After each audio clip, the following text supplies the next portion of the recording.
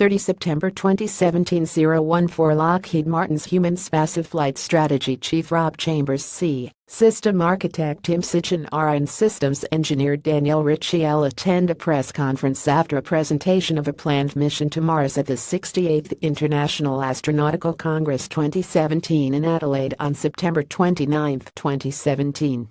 AFP Peter Parks Cape Canaveral, Florida. Spacex chief Elon Musk's elaborate plan for a mega-rocket to carry astronauts to Mars may have some down-to-earth applications. At a conference in Australia on Friday, Musk said if you build a ship capable of going to the Moon and Mars, why not use it for high-speed transport here at home? He proposes using his still incandescent phase rocket for launching passengers from New York to Shanghai in 39 minutes flat. Los Angeles to New York, or Los Angeles to Honolulu in 25 minutes. London to Dubai in 29 minutes. Most of what people consider to be long-distance trips would be completed in less than half an hour, Musk said to applause and cheers at the International Astronautical Congress in Adelaide. A seat should cost about the same as a full-fare economy plane ticket, he noted later via Instagram. Friday's address was a follow-up to one he gave to the group last September in Mexico, where he unveiled his grand scheme for colonizing Mars. He described a slightly scaled-down 348-foot-tall 106-meter-tall rocket and announced that the private space company aims to launch 2 cargo missions to Mars in 2022. That's not a typo, he said, pausing, as charts appeared on a large screen. Although it is aspirational. 2 more cargo missions would follow in 2024 to provide more construction materials, along with 2 crewed flights.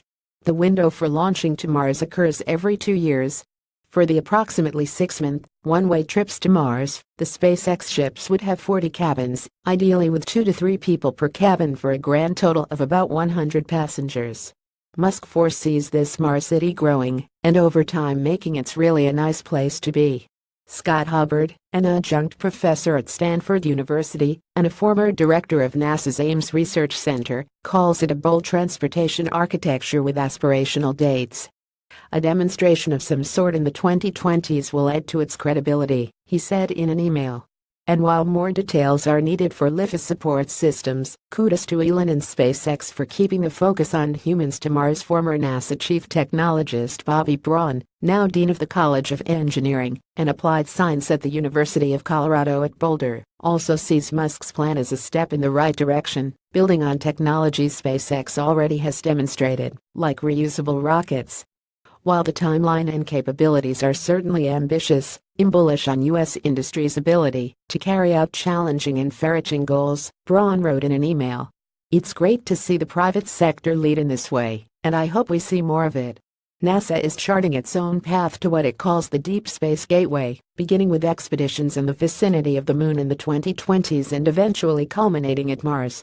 The space agency has handed much of its Earth orbiting work to private industry, including SpaceX, Orbital ATK and Boeing. Earlier Friday in Adelaide, Lockheed Martin presented its vision for a Mars base camp in partnership with NASA. Astronauts could be on their way in about a decade, the company said. This first mission would orbit the red planet, rather than land.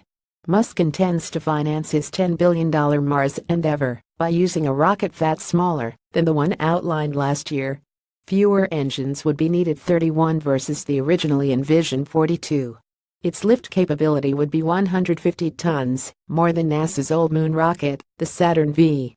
He wants one type of booster and spaceship that can replace the company's current Falcon 9 rocket, the soon-to-fly Falcon Heavy rocket designed for heavier satellites, and the Dragon capsule presently used to deliver cargo to the International Space Station, and, as soon as next year, station astronauts.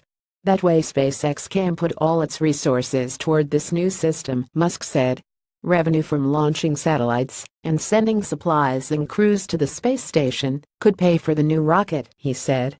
Musk said the same spaceship for Moon and Mars trips, long and cylindrical with small shuttle-like wings, could fly to the space station. He said the mega-rocket could be used to establish a lunar settlement, with spaceships being refueled in Earth orbit versus creating a vital fuel depot at Mars. The mega-rocket doesn't have a name, but for now is called BFR. The B is for big, the R for rocket. As for the F, well, you get the idea.